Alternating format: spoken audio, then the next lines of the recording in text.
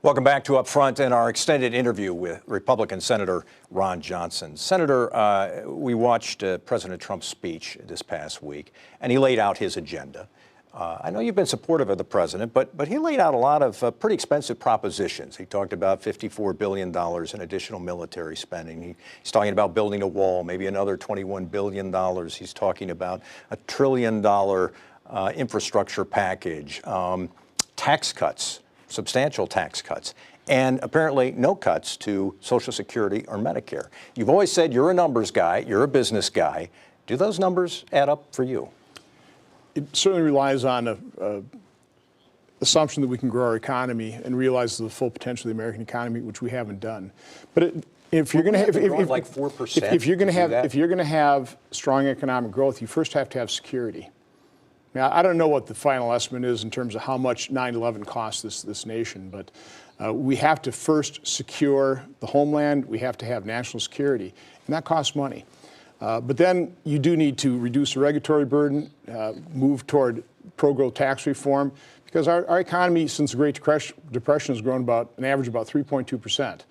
Since the Great Recession, about 2%. So the difference is enormous. From 2 to 3% is about $14 trillion over 10 years. 2 to 4% is $29 trillion. And Mike, even with the meager economic growth we've had since 2009, revenue of the federal government has increased by $1.1 trillion. So the focus has been, and I think this is what President Trump has focused on like a laser, is economic growth. That's why we've immediately moved toward regulatory reform. His 1 in, 1 out rule, I personally would have gone 1 in, 10 out.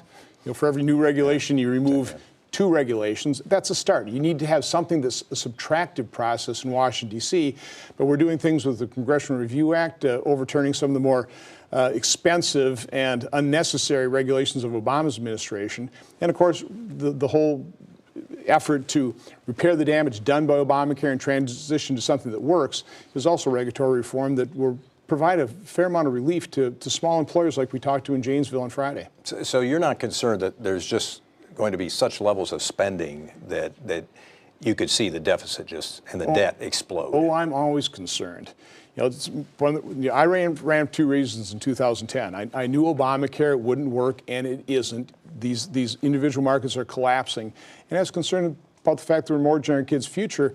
But kind of one step at a time, reduce the regulatory burden, set up pro-growth tax reform to try and get our economy to realize its full potential. I want to ask you about town hall meetings. There's been a lot of talk about that. Some elected officials have gone out and they've gotten an earful from constituents or people in the crowd.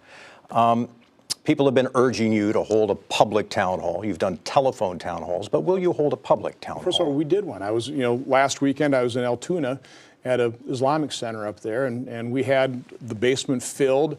Not a whole lot of supporters, and it's very respectful. I enjoy those exchanges. I've done, I think, the total count of formal town halls, about 73 during my first term. I'll continue to do them.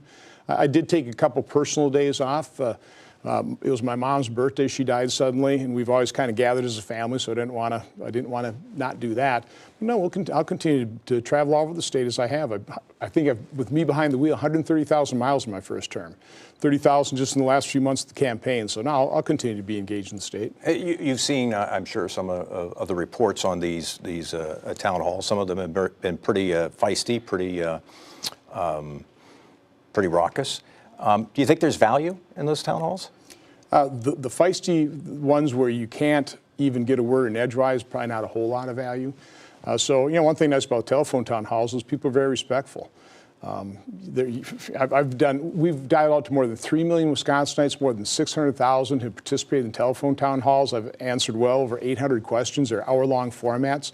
I think the last one we had probably close to 15,000 citizens participating in that town hall. It's kind of hard to replicate that in person, but I've done that as well. So I expect in Wisconsin, people are Wisconsin nice, and I think things will be respectful. And it certainly was at that Islamic Center a couple Saturdays ago in Altoona.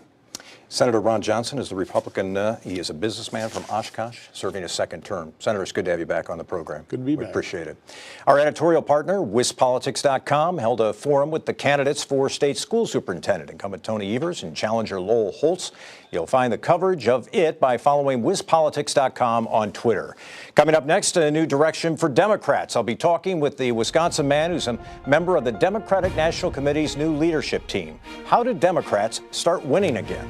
That's when Up Front continues.